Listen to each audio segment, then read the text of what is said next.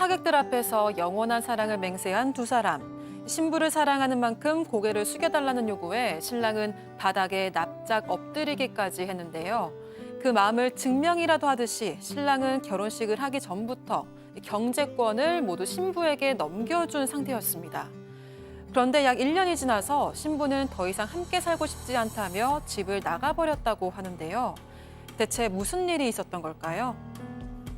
자, 정말 사랑했고 간이고 쓸개고 다 빼줬던 여성에게 배신을 당했다는 남성분의 제보인데, 자, 지금 이 상황에서 이렇게 과거를 반추해 보니 뭔가 이상한 점이 많았더라. 네, 그렇습니다. 제보자는 20대 후반의 남성이에요. 재작년에 11월쯤에 지인으로부터 한 여자를 소개받았습니다. 그런데 그 여자하고 이제 만난 지 2주 만에 여행을 같이 가게 됐어요. 근데 이때부터 이상했습니다. 2주밖에 안 됐는데 여성이 대뜸 넌 나랑 결혼을 전제로 만나고 있는 거야? 이렇게 물어보더니 네? 너의 사는 곳에서 우리가 같이 동거를 하자. 라고 적극적으로 제안을 했어요. 그러더니 웨딩 박람회에 가자, 웨딩 컨설팅에 가자, 결혼해야 된다, 무조건 내년에 결혼해야 된다 막 얘기해서 결혼식 날짜를 잡아버렸다고 합니다. 너무 적극적인 어떤 여성의 행보 때문에 이렇게 결혼을 이렇게 해치우게 된 거죠. 그리고 이제 제보자의 어머니께 인사를 하러 갔는데 인사를 하러 가서 본인의 얘기를 하는 거예요. 사실 저희 어머니와 아버지는 어릴 때 이혼을 하셔서 저는 할머니가 키우셨어요. 그래서 결혼식에 어머니와 아버지는 못 옵니다라고 얘기했어요. 이 제보자의 어머니께서는 그래도 할머니라도 오셔야 되지 않겠니? 라고 했는데 그러면 결국 엄마한테도 연락이 갈 거예요. 전 아무도 안 부르고 싶어요. 그랬어요. 그래서 결혼식을 치렀는데 다 남성의 하객이었고 여자 쪽의 지인은 딱 3명이었다고 합니다.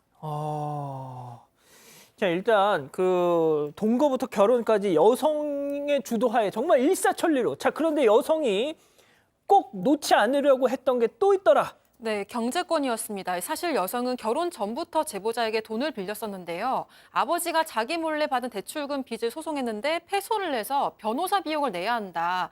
빨리 내지 않으면 이자율이 너무 오른다. 이런 이유였습니다. 이때 제보자는 여성에게 1,700만 원을 빌려줬다고 하고요. 그리고 결혼식을 준비할 때부터 여성은 앞으로 월급은 내가 관리하고 30만 원씩 용돈을 주겠다고 했습니다. 경제권을 가져가겠다는 건데 제보자는 여성을 믿고 각종 은행 계좌 그리고 공인인증서가 설치된 휴대전화를 여성에게 줬습니다. 아이고. 본인은 새로운 휴대전화를 개통해서 썼다고 하고요.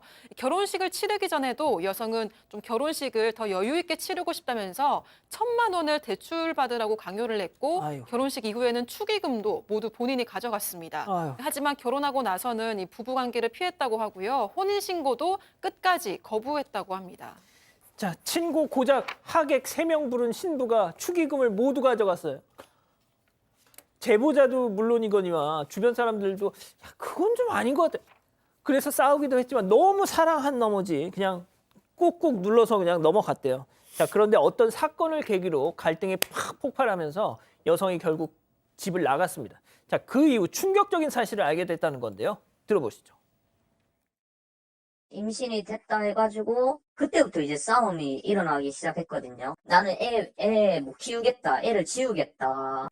처음에는 애를 지우지 말라고 계속 말했었는데 이틀 있다가 애를 지워버린 거예요. 결국은 그러고 나서 이제 헤어지게 됐거든요. 저녁에 이제 친구들이 와가지고 제 휴대폰이랑 이제 계좌를 한번 확인해보자 해가지고 확인을 했는데 모아둔 돈도 한 푼도 없고 하다 보니까 은행에서 그냥 자기가 대출을 다 땡겨서 쓴 것 같더라고요. 자, 정리해 드릴게요. 여성이 임신을 했는데 갑자기 난 낳기 싫어. 뗄 거야. 그 진짜 실제 중절 수술을 받겠다고 한 뒤에 집을 나갔답니다. 그렇죠. 그런데 여성이 관리했던 그 통장을 확인해 봤더니 통장이 텅장이 됐습니다.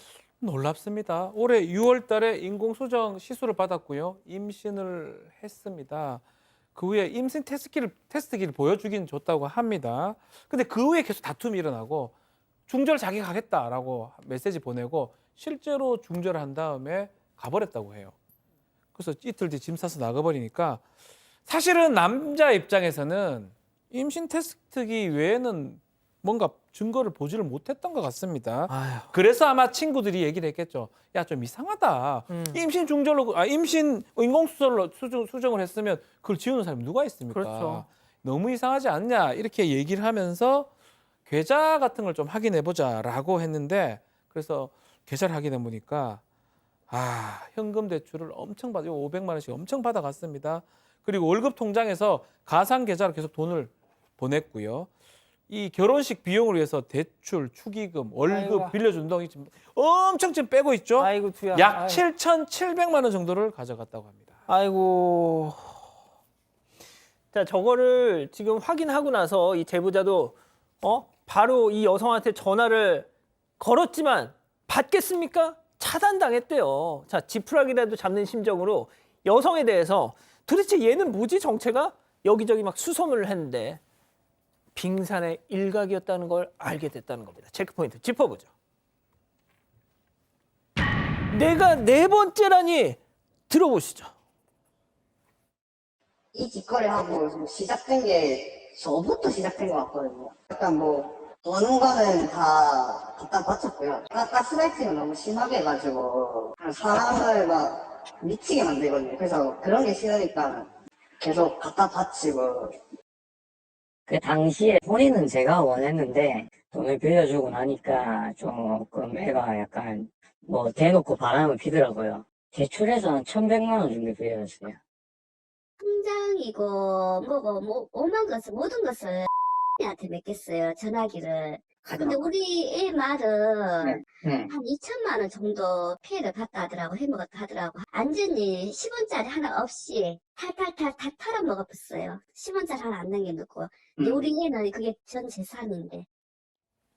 자, 지금 나간 싱크 제보자인 전 남편이 있었고요. 전 남친이 있었고요. 전 남친의 부모 있었고요. 또 다른 전 남친의 부모가 있었습니다. 자, 그러니까 계산을 해봤더니 제보자가 네 번째라는 겁니다. 자, 파악한 게 일단 이 정도지. 더 어떻게 취재를 해보면 더 많은 피해자가 있을 수 있다. 그렇습니다. 양파 껍질처럼 가스로 계속 나올 수가 있는 건데요. 첫 번째 남성, 이 남성은 이제 해당 여성이 20대 때 혼인 신고한 전 남편인 겁니다. 이 남편인데 이 남편이 이제 군대 가면서 결혼 생활은 3개월밖에 안 됐는데 군대 가기 전에 아마 신용카드를 줬던 것 같아요. 쓰라고 했더니 실제 이 여성이 이제 바람을 피워가지고 이혼했다고 이 남성은 주장하고 있는데 신용카드를 확인해 봤더니 미납 금액이 600에서 700만 원 정도가 됐고 휴대폰 내용 그 요금도 200만 원 가량 밀려 있었다고 합니다. 그리고 두 번째 남성 같은 경우에는 2019년도에 데이트 앱으로 사귄 남성이었는데 전 남친이죠. 이 남성도 여성과 결혼을 원했는데 한 1,100만 원 정도를 빌려줬는데 받지도 못했고요. 남성 주장에 따르면 이 여성이 사기 전과도 있다. 전 남친 만나는 전력도 있고 그리고 그랬는데 1,100만 원 받으려고 그랬더니 이 여성이 파산 신청을 해버렸기 때문에 돈을 받지 못했죠. 그러니까 이런 식으로 해가지고 이 여성이 어느 많은 남자를 여러 명 했을 것 같은데 계속 확인해 보면은 양파 껍질 까듯이 계속 나올 거라고 생각이 듭니다. 아까 그 CG 잠깐만요. 이거 됐고요. 그 CG 다시 한 번만 좀 보여주세요. 예. 아, 이걸 보니까 이 제보자분이 금액 피해가 제일 많습니다. 자, 그런데 저기서 지금 세 번째 남성분은 본인도 모르게 환승을 당했다고요? 네, 맞습니다. 이 여성은 제보자 어머니에게 할머니와 같이 살았다고 밝혔는데요. 알고 보니까 진짜 할머니가 아니고 전 남자친구, 그러니까 세 번째 남성의 어머니였습니다. 이 남성도 휴대전화를 여성에게 맡겼다고 하고요. 여성이 2천만 원 정도 이렇게 가져갔다고 합니다. 그런데 이 여성은 남자친구와 사정상 떨어져 있어야 하는 상황이 됐는데요. 남자친구가 없음에도 그 어머니의 집에서 같이 계속 동거를 했다고 합니다. 그리고 네 번째 남성에게는 자신의 할머니라고 이렇게 얘기를 하면서 거짓말을 하고 속인 거였습니다. 그리고 남성과 한동안 지속적으로 연락을 하다가 제보자로 환승을 했던 거라고 합니다. 아, 지금 채팅창에서 우리 가족 여러분들이 이런 거야말로 신상을 공개해야 추가 피해를 막을 수 있는 거 아니냐 이렇게 말씀을 하시는데 아유, 저희도 정말 그러고 싶습니다만 자, 이미 결혼 혹은 결혼할 사이라는 걸 전제로 돈을 빌리거나 카드, 휴대전화를 달라고 하는데 돈을 가져가 패턴이 비슷해요. 아, 그럼 남성들은 왜 이렇게 줄줄이 휘둘릴 수밖에 없었던 걸까요? 들어보시죠. 맨날 그 손목 그은 거 카톡으로 보내가지고 사람을 이제 질리겠거든요. 진짜 뭐 이러면 죽겠다. 기댈 곳이 나밖에 없다고 계속 말하니까는 뭐 혼인신고를 하자는데 안 할 수가 없었어요. 죽을까봐. 성격도 희한하더라고. 또 하나 또 사기 당한 일을 또 하나 잡은 것 같더만은. 여기저기 쉽게 말하면 저는 가 그냥 비슷한 스타일이더만, 아이가. 얘가 가스라이팅이라 해야 하나? 어쨌든 제가 친구들을 못 만나겠어요, 얘가 저를. 그래서 결혼 생활 동안 거의 친구들을 못 만났거든요. 저희 집 앞에 찾아와도 못 만나고. 자, 이건 교수님이 좀 말씀을 해주셔야 되겠네요. 네, 이런 인간관계를 하는 분들이 왕왕 있죠. 뭐 이 여자 같은 경우에는 일부러 이제 사기를 치려고 마음도 먹은 것 같지만 4명이나 되기 때문에 사실 우리가 뭐 경계선적 인격장애다 뭐 등등 이런 인격장애가 있을 경우에 인간관계가 굉장히 불안정하고요. 감정의 기복이 굉장히 좀 불안정하게 왔다 갔다 합니다. 근데 이 여성 보면 인간관계가 뭐 죽겠다, 뭐 팔을 긋겠다, 협박했다가 나 세상에 의지할 곳 없다, 나 도와달라, 뭐 그 불쌍하게 여겼다가 또 언변이 너무너무 좋았다 그래요. 밝게 웃고 천연덕스럽고 그렇게 밝았다가 또 내 옆에 못 떠난다 이렇게 통제했다가 굉장히 인간관계를 편안하지 않게 조종하고 조정하는 거죠. 그러다 보면 이 남편들이나 이제 남자친구들은 불쌍해서 힘들어서 아니면 피하고 싶어서 가스라이팅 당해서 이런 어떤 여러 가지 명목으로 이 여성의 희생양이 된 것 같습니다. 박 변호사님, 네. 제일 충격인 거 네. 경찰이 이거 사기죄로 다스릴 수 좀 힘들 것 같다고 했대요. 이게 좀 문제예요. 지금 지인 전화번호 연락처 다 차단되는 상황, 연락할 방법이 없는데 그래서 사기죄로 고소를 했죠. 편취라고 봐야 되겠죠. 가장 문제가 경찰이 봤을 때 애매하다는 겁니다. 경제권도 다 줘버렸는데 사실혼 관계다. 왜냐하면 결혼식도 올렸어요. 실제로. 혼인신고는 안 했지만. 이 경우는 사기라고 하더라도 같이 살았다고 봐야 되기 때문에 애매하다고 볼 수 있는데 저는 조금 달리 봐야 된다고 봅니다. 예. 첫 번째가 아니에요. 아. 1, 2, 3, 4, 네 번째. 만약에 더 찾아보면 더 있을 수도 있습니다. 상습적으로 결혼을 목적으로 한 혼인, 사기 이렇게 볼 수 있는 거거든요. 사기 결혼인데 독특한 의미의 사기 결혼, 대출해서 받는 지금 게 제보자 변호인도 박 변호사님 예. 의견이랑 비슷하네요. 계속 반복해서 하고 있잖아요. 상습 사기가 될 수 있는 부분이 있기 때문에 그 부분은 경찰이 좀 적극적으로 좀 바라봐야 되지 않을까 생각을 해봅니다. 알겠습니다. 함께 여행도 다니고 애정 표현도 스스럼 없이 하는 두 사람. 누가 봐도 다정한 연인의 모습인데요. 그런데 어느 날 갑자기 이 여자친구는 남자친구가 운영하는 회사 사무실에 몰래 들어와서 각종 중요 문서와 인감 도장을 훔쳐서 달아났습니다. 그 이후부터 두 사람은 몇 년째 법적 다툼을 이어가고 있는데요. 대체 연인 사이에 무슨 일이 있었던 걸까요? 자, 여자친구에게 거액을 뜯겼다는 정말 충격적인 제보. 자, 먼저 이 두 사람 정말 겉으로 봐서는 너무너무 평범한 연인 사이였어요. 네, 그렇습니다. 2018년에 만나서 뭐 여행도 다니고 굉장히 사이가 좋았어요. 이 남자분은 렌터카 사업을 하고 있었고 여자분은 영어 강사였는데 교제를 할 때 이 제보자께서 렌터카 업체를 인수하기도 했는데 그때 여자친구의 명의를 빌릴 정도로 사이가 좋았습니다. 업체 특성상 법인 대표가 이제 신용이 좋아야 렌터카 출구 대출 한도가 높아지는데 그때 이제 제보자가 신용이 좀 부족해서 여자친구의 명의를 빌렸다고 합니다. 물론 뭐 비용 든 건 다 제보자가 지불했다고 합니다. 주식 지분도 제보자가 55%를 가졌고 여자친구는 45%를 주었대요. 그러니까 대표의 지분이 좀 있어야 차량 출구에 도움이 되기 때문에 이렇게 했다고 합니다. 자, 두 사람 사이가 얼마나 정말 깨가 쏟아졌는지 그 영상도 보내주셨는데 일단 먼저 보고 가시죠. 이런 집에서 살 건가요? 자, 그러면 명의는 누구 명이죠? 아, 그럼 다시 취소. 안 해. 다시 말하세요. 대출은 없는 건가요? 저 약속하세요. 따라하세요, 그냥. 나는 이런 저택을 명의로 대출 하나 없이 사줄 것을 맹세합니다.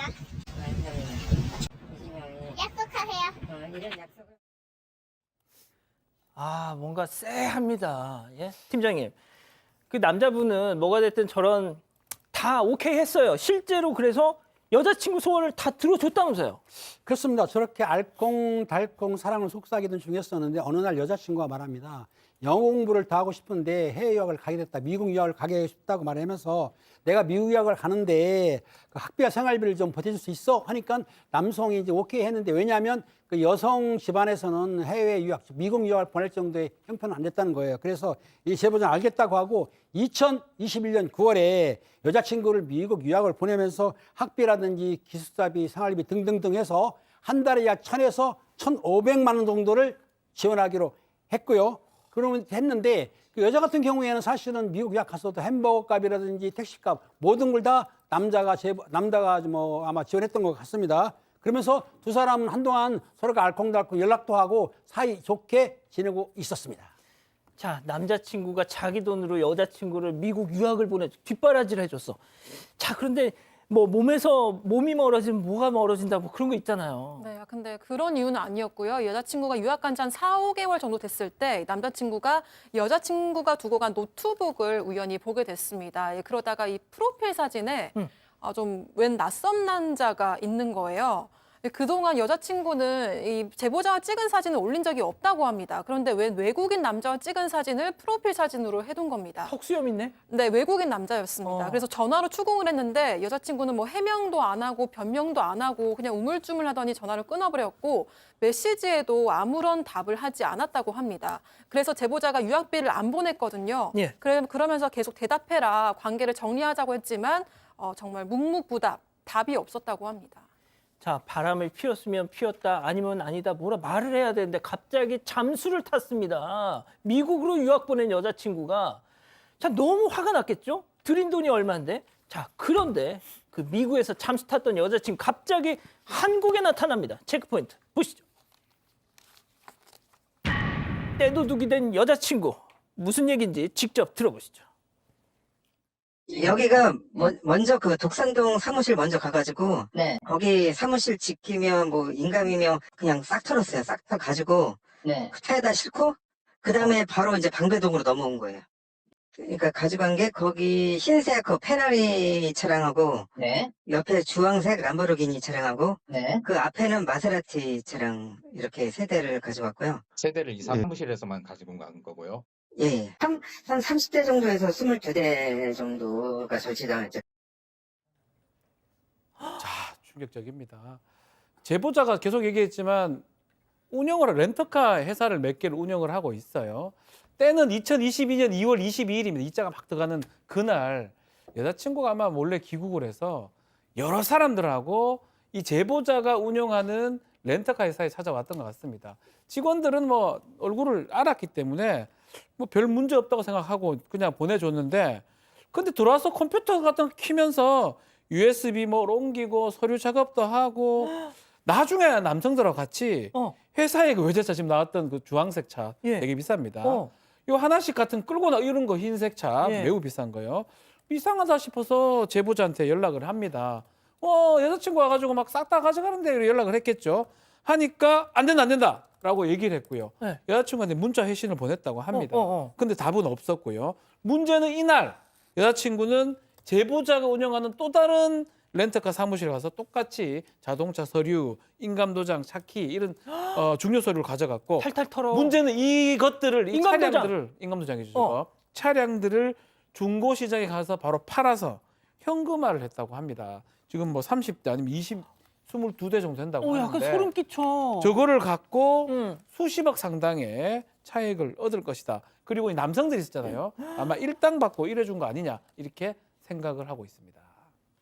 아니, 교수님 이게 뭐예요 도대체? 네, 앞에서도 제가 설명을 해줬지만 이제 제보자가 맨 처음에 렌터카 회사 인수할 때 그 신용 때문에 이 여자친구를 공동대표로 했잖아요. 예. 그러니까 이 여성이 와가지고 마치 자기가 공동대표인 척 하면서 주주총회를 열었어요. 그 다음에 이제 본인을 막 셀프 재신임을 한 다음에 남자친구를 해임합니다. 그리고 서류를 조작했어요. 그래서 이런 일을 벌린 건데 차도 차 팔고 회사 뺏고 막 이렇게 한 거예요. 그런데 이게 다 이제 좀 문제가 컸대요. 왜냐하면 이 여자친구가 미국에 있을 때 사실은 대표로서의 임기가 다 지났기 때문에 자동으로 해임됐었다고 합니다. 그래서 이 제보자께서 주주총회 결의 효력 정지 가처분 그리고 직무 정지 정지 가처분을 신청을 해서 재판부에서 피고는 주주총회 소집 당시에 적법한 소집권자가 아니었다. 그래서 주주총회는 무효다라고 이제 판결을 내렸어요. 지난해 말에서야 대표직을 찾아서 이제 지금에야 제대로 일하기 시작하셨다고 합니다. 자, 그러니까 쉽게 얘기하면 뭐가 됐든 그 렌터카 회사 그 뺏기진 않은 거예요. 어? 자, 그런데 그게 그 기간 그 판결을 받기까지 또 별의별 일들이 또 있었다면서요. 네, 또 있었는데요. 이 제보자에 따르면 2022년 3월에 이 제보자 집에 이제 도어락을 부수고 들어왔습니다. 망가뜨려서 들어와가지고는 두 사람만 아는 곳에 놔둔 현금 수억 원을 들고 달아났는데요. 이 과정에도 처음에는 각종 서류들을 위조를 해서 뭐 주민센터나 아파트에 보여주려고 들어가려고 시도를 했는데 그게 안 되니까 이제 출입문 도어락을 부수고 들어갔던 겁니다.